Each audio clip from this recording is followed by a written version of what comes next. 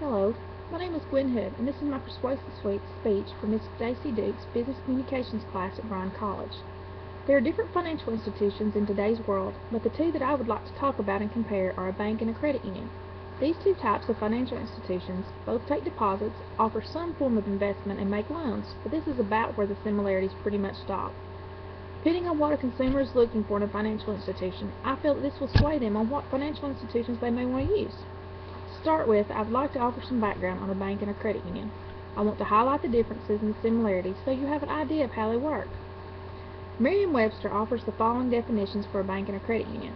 A bank is an establishment for the custody, loan, exchange, or issuance of money, for the extension of credit, and for facilitating the transmission of funds. Whereas a credit union is defined as a cooperative formed by a group of people with some common bond who, in effect, save their money together and make low-cost loans to each other. For the most part, anyone can open an account at a bank, but you have to become a member of a credit union to transact business. People that use a credit union as their financial institution all have something in common, such as working at a particular business or living in a particular area. In other words, there is some sort of criteria that has to be met to have membership in a credit union, and this is not a factor when you open a bank account. Whether you choose a bank or a credit union to conduct your financial business, your money is insured for up to $250,000.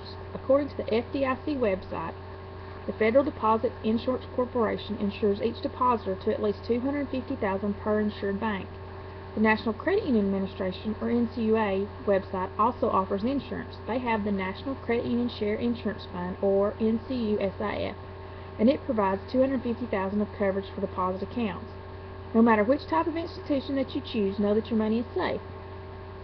Knowing that your money is safe, in my opinion, is probably one of the most important things that you should look at when trying to find a financial institution. Next would be the services that they're offered.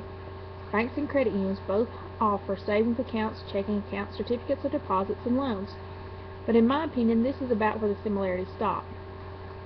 Probably the biggest difference in a bank and a credit union is their for-profit status. Banks are a for-profit business, but in other words, they are in business to make a profit. They have stocks and stockholders that they have to pay, and they have to make money some way. To do this, they usually have higher fees and higher interest rates. Credit unions are just the opposite. They are a not-for-profit organization. They do not have stocks that have to pay dividends on, and their shareholders are their members. Unlike a bank, where the more shares you hold, the bigger your voice will be, each member of a credit union has an equal say in what is happening, no matter how much money you have in your account. Credit unions return any profit back to their members. It can be in the form of a lower loan interest rate or higher dividend payments on savings accounts and certificates of deposit. Since you have an overview of the similarities and the differences of banks and credit unions, I'd like to give you a little more detail on the loans that a credit union can offer and how it might make a difference if you're thinking of getting a loan. According to the DuPont Community Credit Union website, they offer credit cards, signature loans, car loans, mortgages, and about any other loan that you can get at a bank. The interest rates of these loans are based on the member's credit worthiness, meaning that it is a sliding scale of rates, and the rate that you get is based on what kind of shape your credit is in. The better your credit rating, the better your interest rate will be. A lot of times when you get a loan at a bank, interest is added to your loan on the front end. This way, when you pay on your loan, you are for the most part paying the interest on the loan first, and very little of your payment is offsetting your loan principal.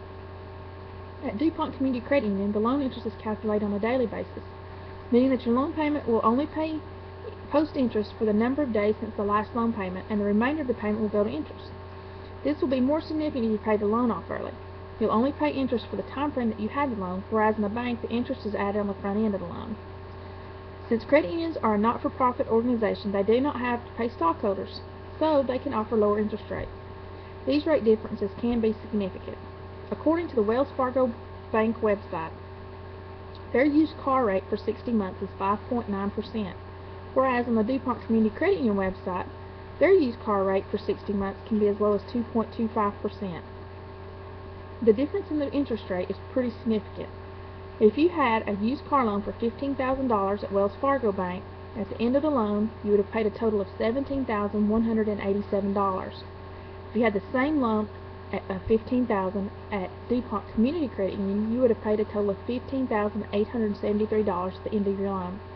Difference of about $1,300. For a working person watching their pennies, this can be significant. Even though a bank and a credit union are very similar in several aspects, they do have several differences. They offer the same services, but the rates, fees, and dividends are different. The banks normally have more locations, and this makes them more accessible than credit unions. I also see that credit unions are usually more personable than a bank. It's not too odd to see a volunteer board member standing in the line behind you or the CEO in the lobby talking to other members. No matter what your preference in financial institutions, if you want better rates and a cash savings, the credit union is your best bet in the long run.